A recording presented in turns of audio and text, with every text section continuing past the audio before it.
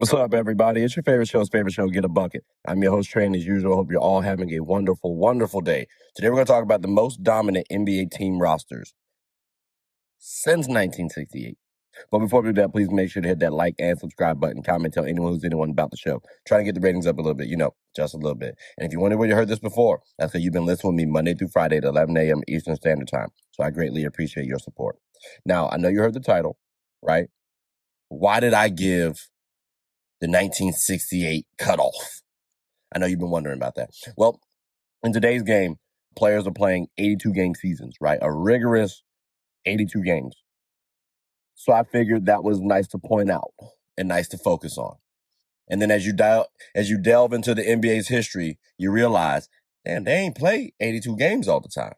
So the 82 games was changed after the 1967 season. Hence, the 1968 start time. But you may be wondering how many games did they play beforehand? 80. So, again, to be clear, we're focusing on this 82-game threshold. So that's why we're not going to mention some teams. So if you have a gripe, just know that's where we're going off top. But we're going to start it off with 7 teams, ladies and gentlemen, 7 teams to quickly talk about. I think it's pretty important. So off the break, we're going to start at the bottom, work our way on up. We got the Houston Rockets, okay? Now, the Houston Rockets between 1993 and 1995, that's the roster that we're talking about, where they win 2 championships. And here's the breakdown. It's either a win and a loss in the finals, or we acknowledge that you made the playoffs or did not make the playoffs. But that's, again, with extra context. So the Rockets team, led by Olajuwon and them, Hakeem the Dream, yeah, that's 2 championships. And that's pretty spectacular because not a lot of teams win championships. Look at this era, this parity era that we're in right now. A lot of teams have won. They've only won 1.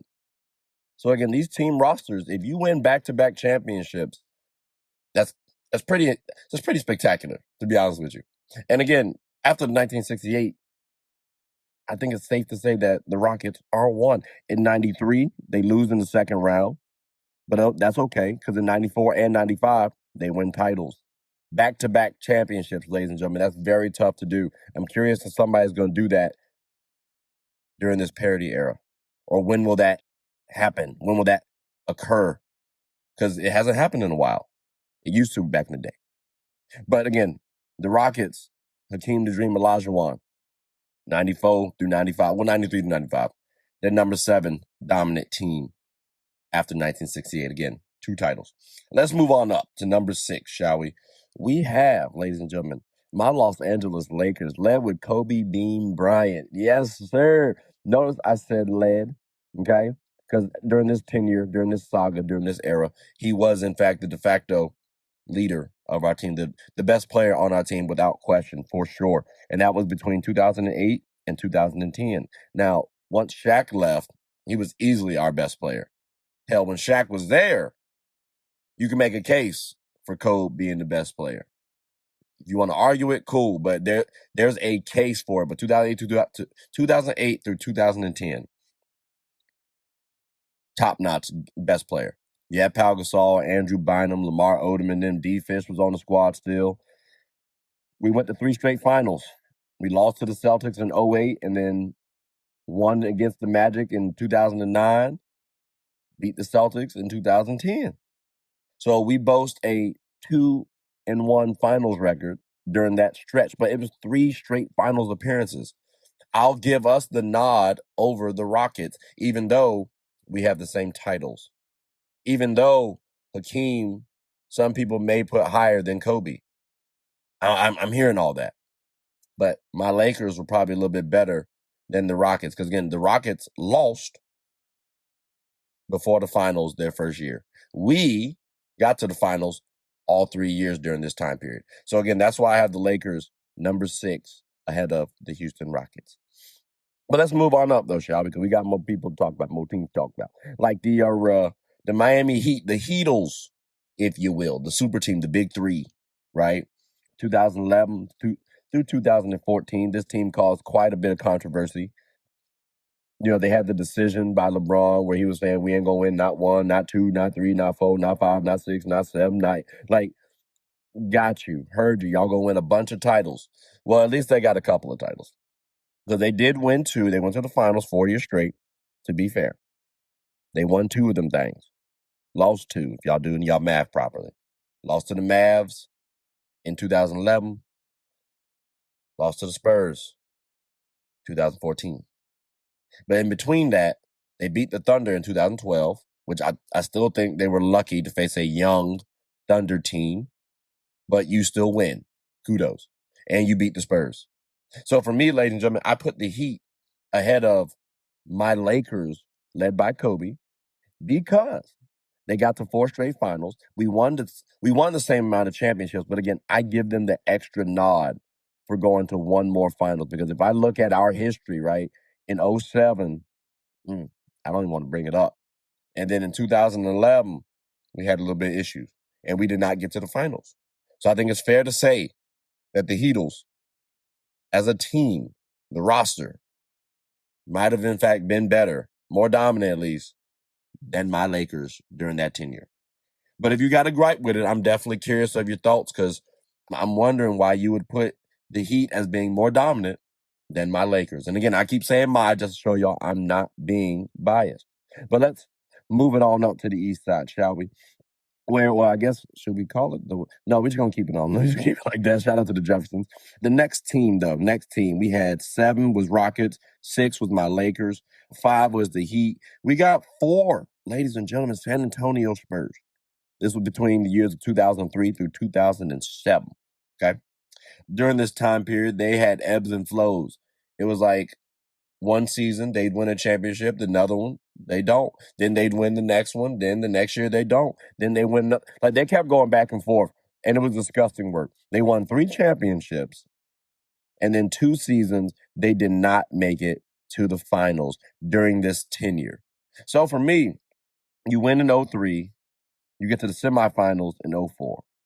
You win in 05, you get to the semifinals in 06. You win in 07. Kudos. Like, that's pretty spectacular for me, ladies and gentlemen. So I gotta put them at number 4, because when I'm looking at it over the Heat, over my Lakers, over the Rockets, they off gate have more titles, one more at least. Literally, one more title than us. So I gotta give them love. And even though the Heat and my Lakers won back-to-back, I think over the duration, I got to throw the Spurs in the mix. Again, 5 years, winning 3. We could say the same. Well, no, we can't say the same thing about the Heat or Lakers, because again, they ain't win 3. So that's the end. That's the end all be all about that. But kudos to Timmy and them. You know what I'm saying? Tim Duncan, Tony Parker, Manu Ginobili, Steven Jackson. Like, they had a good little squad on their team from time to time, for sure, ladies and gentlemen. The Spurs and my Lakers during the early 2000s, those were 2 of the best teams in the league consistently. So it makes sense why they're there. Now let's move on up to number 3, right? This one might be my favorite for a multitude of reasons. One, if anybody knows, if your name is Trey, you're the 3rd, and we're at the 3rd team, which is in fact my Los Angeles Lakers, which I just talked about, ladies and gentlemen, from 2000 to 2002. I'm just focusing on those years, right? Well, 2004, I should say. We actually did pretty well. Okay, and I gave you a 5-year window for the Spurs. Had to do the same thing for my Lakers, because we win 3 straight. We had a three-peat, ladies and gentlemen, which is going to cause a little controversy for later on. But let's just stay here, okay? We win in 2000, 2001, and 2002. Then we go to the semifinals in 03. Then we go back to the finals in 04. We get gentlemen swept in 04, but again, we did go to the finals. That's when we had Gary Payton and Karl Malone joining Kobe Bryant and Shaquille O'Neal, which I didn't appreciate too much. Because remember, Karl was trying to go smack at Vanessa unnecessarily. Karl, I still to this day don't like you. That's one of the reasons why I don't like you, personally. But again, that's another discussion for another day. But my Lakers ahead of the Spurs, well, we both have 3 titles, but the differentiator is we went to the finals more than the Spurs did. And our three-peat, winning back-to-back does matter for me, to be clear. It does. All right, so 3 of them things. Meanwhile, the Spurs did not win back-to-back, not once. They won, lost, won. We won, lost.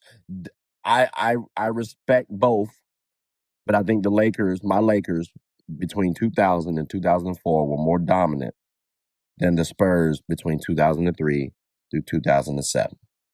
But if you have a gripe with that, I'll hear you. Won't agree, but I will hear you. Now, the next team, because remember two legends. This is with Kobe and Shaq, arguably the greatest duo in NBA history. I said arguably. But let's talk about it, though, because we got some other teams to talk about that can maybe change that statement I just made. The next team, number 2, Golden State Warriors, between 2015 through 2019. They went and won 3 championships and lost twice in the finals. Now, for me, I spoke about this on the Spurs, right? They did not win back-to-back. And that's the reason why I put my Lakers ahead of them. If they had won back-to-back, I am curious what I would have done with the Spurs versus Lakers rosters. The Warriors actually did win back-to-back. And I've been holding off for these points as well, too, but I think it's a good time to bring this up. Keep in mind, during their title run, right? Like during this era of the Warriors, they had tied. Let's see now. They were tied for 5th with the NBA record at the time. It's still currently tied for 5th. They have another one. Like, bro, they did quite a lot. And let's not forget too, they earned the NBA record during this stretch. And again, boasting 3 finals wins, 2 finals losses, which both of those were controversial, right? The 3-1 comeback by the Cavs, the NBA intervenes, Draymond Green gets suspended, Iggy and Bogut both get injured the next game. NBA intervening kind of hurt their case, but you can also say, well, in 15, the Cavs were injured too. I hear that. 19, KD gets injured with the Achilles. Clay goes down. They lose to the Raptors. I hear it. For me, again, because they won back-to-back and because they set the records that they did, I got to give my tip of cap to them. Now, let's not forget, all right, now my Lakers, when we won in 2000, we had tied the NBA record. Well, not the record. We were number 4. We were tied for 4th for the NBA record all time. Now we're tied for 5th with that same record at 67 and 15. That's the same record that the Warriors did. So I hear you. I hear y'all. Oh, well, the Warriors didn't have a better record than the Lakers. Well, they did, even though they lost that year.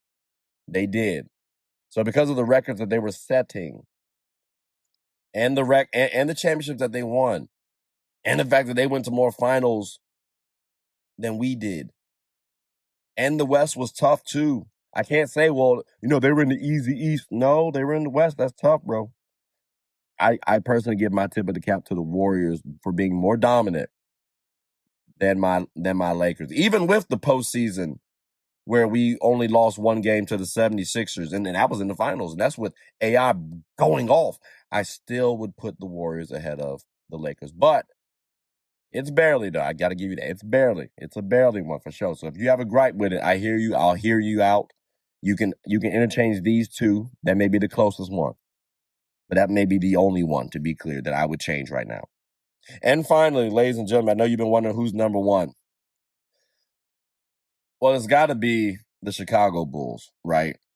Between 91 through 98, we're talking about 6 finals, like championships, not just appearances, championships. And then 2 seasons where they didn't make the finals. But that's 6 championships right there, ladies and gentlemen. 91 through 93, right? It's a three-peat. Then you miss 94, 95. And then you get 96, 97, 98. That's another three-peat. That is 2 three-peats right there. The Lakers, my Lakers, between 2000 and 2004, were the only team to get another three-peat since the Bulls. And the Bulls have 2 of them. They have to be number 1 for sure, because 3 and 2 between my Lakers and the Warriors, that's a toss-up sometimes. Bulls ain't no toss-up at all. Led by Jordan, Scotty right there. I get it. The Warriors had Steph, Clay, Draymond, Kevin Durant. Hell, they even got DeMarcus Cousins at one point in time. Still, the Bulls are the most dominant team. And remember, ladies and gentlemen, we're talking about since the NBA hit the 82-game season. And that started all the way back to 1968. If we took that threshold out, I might have to throw the Celtics at number one. I might have to. So that's why I'm glad I found that little stipulation to add in here. Because, yeah, I don't really like talking about the Celtics too much. But they are one of the most dominant teams in NBA history, if we're going to be clear.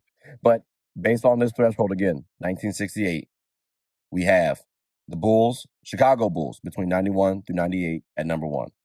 Golden State Warriors between 2015 through 2019 at number two.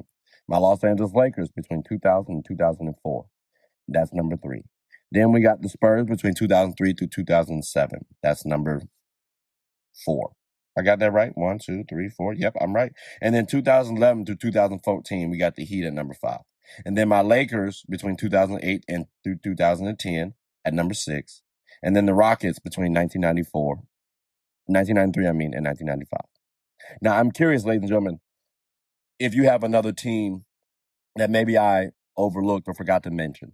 Like, for example, maybe you think that the Oklahoma City Thunder in today's era might be able to hit this list. And they might be able to, too, because 2025 won the title. NBA record at the time was tied for sixth, right? 2026, they lost in the Western Conference Finals. And we got to remember, too, that's a Game 7 loss. That was a close loss, ladies and gentlemen. So what happens if they win in 2027? Well, they probably will need to win 60-plus games for sure or win the title. But, ladies and gentlemen, they need a title for this season if we're talking about comparing them to other teams that I just listed off. But so maybe you're thinking the Thunder can do it. Or maybe you're thinking the Spurs or maybe even the Knicks. Who knows? Let's find out. But, ladies and gentlemen, boys and girls, I'm curious, who do you all think is the most dominant team roster since the 1968 season? Did I forget one? Let me know. But, ladies and gentlemen, boys and girls, that does conclude the end of the episode. So please make sure to like, subscribe, comment, tell anyone who's anyone about the show. My name is Trey. I'm the host of Get a Bucket. I hope you are all having a good one. Take care.